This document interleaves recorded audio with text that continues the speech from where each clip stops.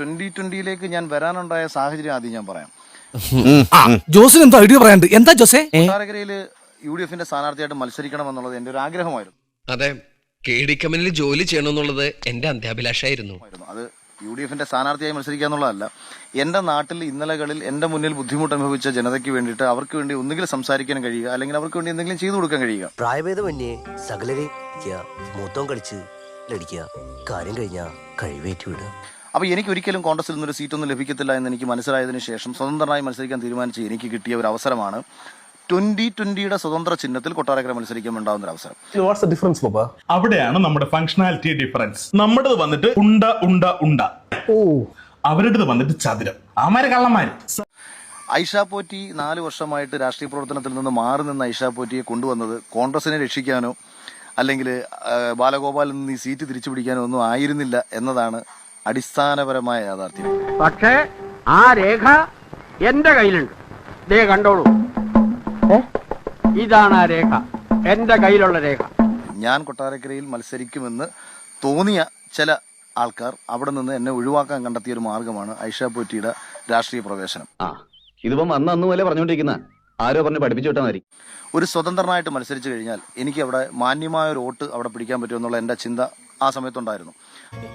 ഈ സമൂഹത്തിൽ എനിക്കുള്ള വില അതിനെ കുറിച്ച് ചിന്തിച്ചോ? സമൂഹത്തിൽ നിനക്ക് എന്നാ വിലയാടാ?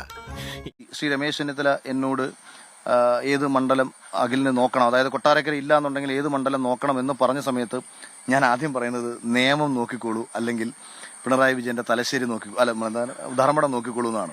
അത്ര വലിയ ബന്ധങ്ങളിലേക്ക് പോണോ ശിവൻകുട്ടി?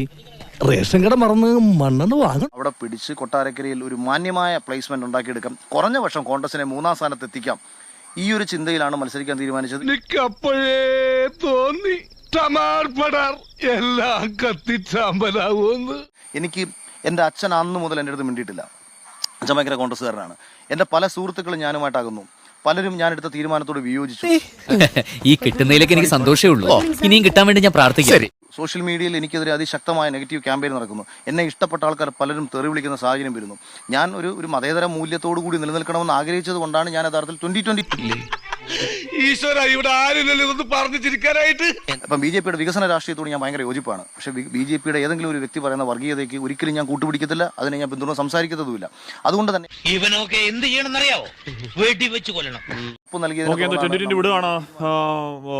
അഖിൽമാരാണെന്ന് പറയുകയാണ്. എന്തോ കൊട്ടാരക്കരയായിരുന്നു ആഗ്രഹിച്ചിരുന്നത്, അത് കിട്ടിയില്ല.